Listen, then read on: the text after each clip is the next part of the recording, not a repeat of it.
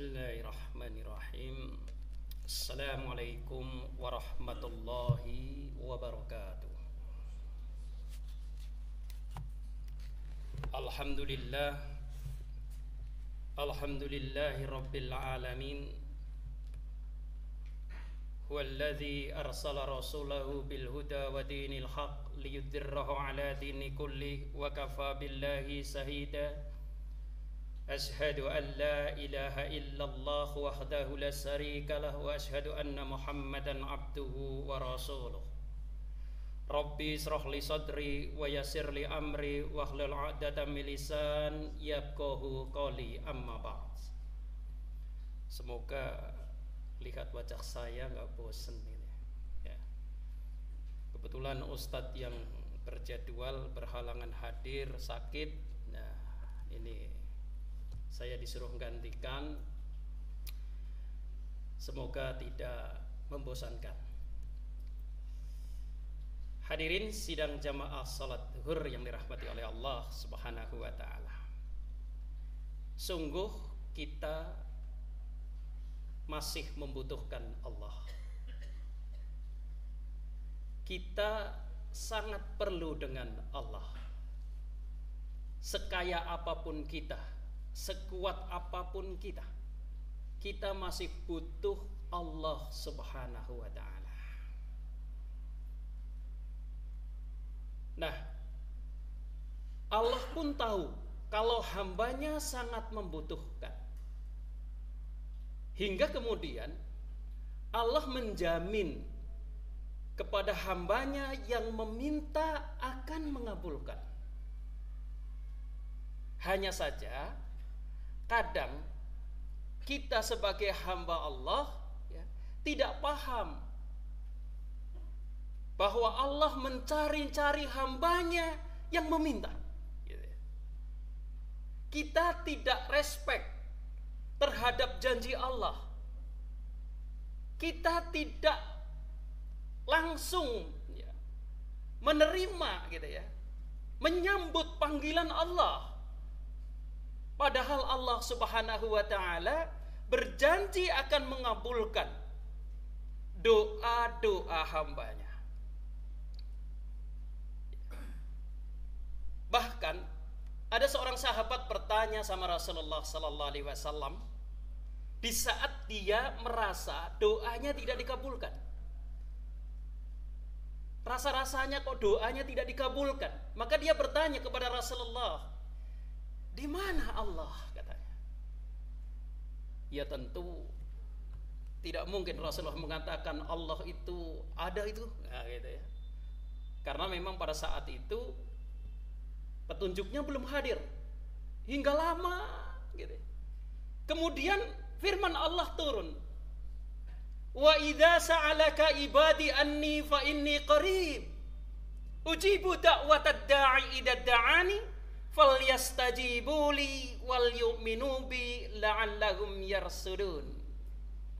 Ayat ini di dalam surat Al-Baqarah ya, berada setelah cerita tentang puasa ya.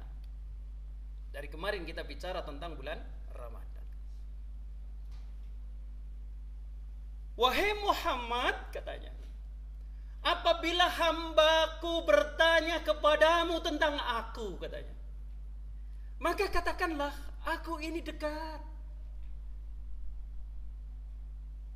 Bahkan dalam satu hadis katakan dekatnya itu lebih dekat daripada urat leher gitu ya. "Dan aku akan mengabulkan doa-doa hamba-hambaku itu. Tetapi jika mereka meminta kepadaku, syarat yang pertama, penuhilah perintahku dan berimanlah kepadaku." Iman adalah keyakinan, Pak. Gitu ya. Yakin kalau Allah Subhanahu wa ta'ala maha mengabulkan ya, dan memenuhi perintah. Salah satu perintah ya, terkait dengan doa ya, maka Allah Subhanahu wa ta'ala menyediakan dirinya, kalau menurut saya begitu ya. Kalau kita di dalam hadis-hadis, membaca di dalam hadis-hadis Rasulullah sallallahu alaihi wasallam ya, itu Allah menyediakan dirinya di setiap malam, ya, ada waktu-waktu khusus yang Allah sediakan dan akan mengabulkan doa-doa hambanya. Ya. Rasulullah Sallallahu Alaihi Wasallam bersabda dalam hadis riwayat Muslim, wa an Jabir radhiyallahu anhu qala sami'tu Rasulullah sallallahu alaihi wasallam yaqul inna fil laili la sa'ah la yuwafihuha rajulun muslimun yas'alullahu ta'ala khairan min amrid dunya wal akhirah illa a'dadu iyyahu wa dzalika kullal lail. Ini janji Allah yang disampaikan oleh Rasulullah untuk kita nih. Kabar gembira dari Rasulullah. Apakah kita menyambutnya? Apakah kita respect? Gitu ya. Nah, tergantung. Kalau kita berharap doa-doa kita dikabulkan, maka kita pun harus mencari waktu-waktu istimewa yang dimana Allah Subhanahu wa ta'ala menyampaikan lewat lisan Rasulullah Sallallahu Alaihi Wasallam waktu itu. Ada waktu istimewa, ada tempat istimewa. Ya, tempat-tempat istimewa itu misalnya di Raudhah, ya, di Multazam, di Mekah, ya, di Madinah, begitu. Tapi ternyata Allah siapkan bagi orang-orang yang tidak sanggup atau belum diberi kesempatan oleh Allah untuk ziarah ke sana, ada waktu istimewa yang bisa digunakan. Dan itu Rasulullah sampaikan di dalam hadis riwayat Muslim. Hadis ini diriwayatkan dari Jabir radhiyallahu anhu, ia berkata, kata Jabir, aku mendengar Rasulullah sallallahu alaihi wasallam bersabda, sesungguhnya pada waktu malam terdapat satu saat, ya, bukan sepanjang malam nih, satu saat, gitu ya. Apabila seorang muslim memohon kebaikan kepada Allah, baik berkaitan dengan urusan dunia maupun urusan akhirat, ya, dengan tegas, bukan hanya urusan akhirat, urusan dunia maupun urusan akhirat, niscaya Allah mengabulkan permohonannya. Dan saat itu, ya, yang demikian itu ada pada setiap malam. Ini kan kabar gembira, Pak, yang harus kita sambut gitu. Setiap malam ada waktu yang sangat istimewa yang disediakan oleh Allah Subhanahu wa ta'ala untuk kita bermunajat kepadanya. Gitu. Kita butuh sama Allah, kita berharap sama Allah, ya kan? Dan Allah pun menyediakan diri, waktunya akan mengabulkan. Bahkan dalam hadis yang lain Rasulullah SAW sampaikan, Allah itu mencari siapa hambanya yang meminta, aku akan kabulkan.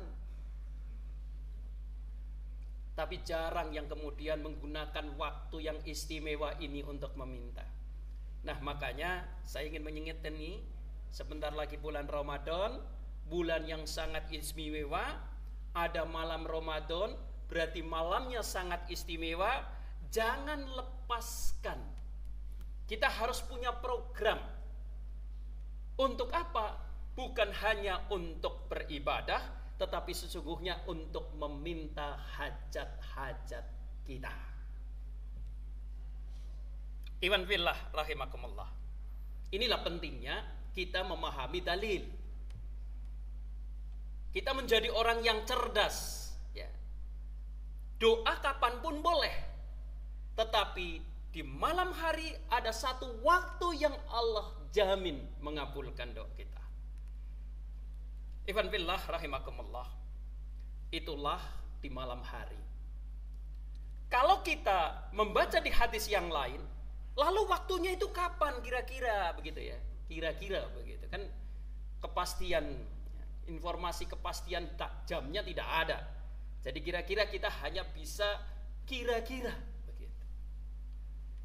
Kita merujuk ke dalam hadis yang diriwayatkan oleh Bukhari dan Muslim, ya, di mana Rasulullah Sallallahu Alaihi Wasallam dari Abdullah bin Amr bin Al-As bahwasanya Rasulullah Sallallahu Alaihi Wasallam bersabda, sholat yang paling disenangi oleh Allah adalah cara sholatnya Nabi Dawud. Dan puasa sunnah, sholat sunnah nih ya, dan puasa sunnah yang paling disenangi oleh Allah Subhanahu wa Ta'ala adalah puasanya Nabi Dawud.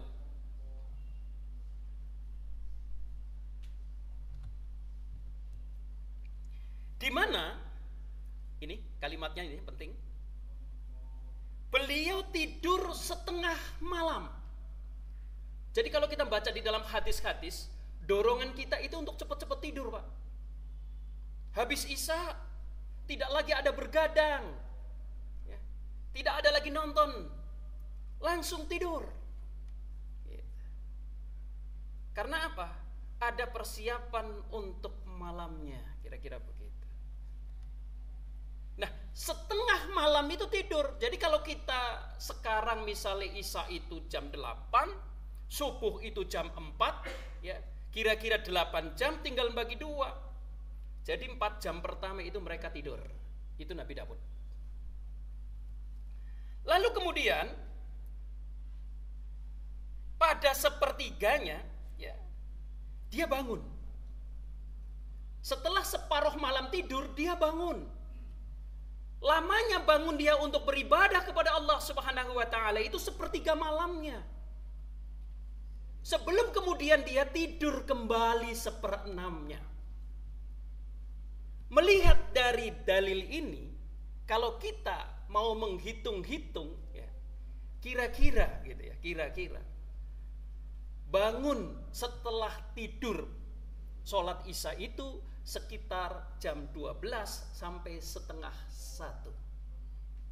Bangun, ambil wudhu, sholat, berdoa, meminta. Habis itu, ya, 1/6-nya dia tidur kembali setelah melakukan takarub ilallah. Ada zikir, ada sholat, ada baca Quran, terserah.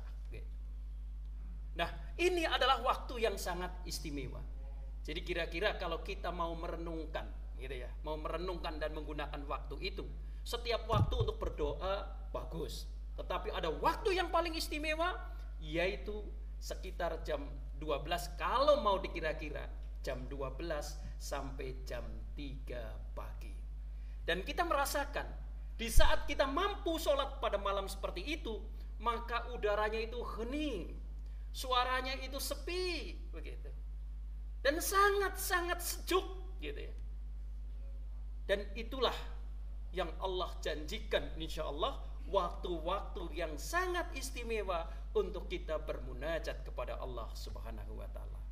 Nah, oleh karenanya dalam kesempatan yang singkat ini, mari kita manage, ya, buatlah jadwal, buatlah program di bulan Ramadan yang tahun ini insya Allah akan datang nanti mulai hari Senin atau Selasa, ya. Gunakanlah malam-malam yang ada untuk kita bermunajat kepada Allah Subhanahu wa Ta'ala. Dan mulai hari ini kumpulkan kira-kira kita punya hajat berapa, tulis semua, dan kita mintakan kepada Allah Subhanahu wa Ta'ala di malam yang sangat istimewa, di bulan yang sangat istimewa, dan insya Allah hasilnya akan sangat istimewa untuk kita dan keluarga. Jangan lupa doakan juga saudara-saudara kita. Maka kalau lihat di dalam hadis-hadis terkait dengan sholat malam, bagaimana Rasulullah sholat malam, Rasulullah pun membangunkan saudara-saudaranya, membangunkan Ali, membangunkan Fatimah, membangunkan Aisyah. Untuk apa? Untuk sama-sama sholat malam. Nah, terus bagaimana kalau saya sudah sholat raweh? Tidak ada masalah. Habis sholat raweh, malam bangun sholat lagi, tidak ada masalah. Silahkan kita buat programnya. Semoga Allah Subhanahu wa Ta'ala memudahkan kita dan mengabulkan seluruh doa-doa kita dan mengumpulkan kita di dalam jannahnya, dan insya Allah kita masuk surga secara bersama-sama. Wasiqal ladzina taqaw rabbahum ilal jannati zumara. Inilah janji Allah kepada kita semua bahwa kita akan masuk surga secara bersama-sama. Semoga di bersama-sama itu termasuk kita sekalian jamaah duhur kali ini. Amin amin ya rabbal alamin. Mari kita tutup dengan doa kafaratul majlis. Subhanaka Allahumma rabbana wa bihamdika asyhadu an la ilaha illa anta astaghfiruka wa atubu ilaik. Assalamualaikum warahmatullahi wabarakatuh.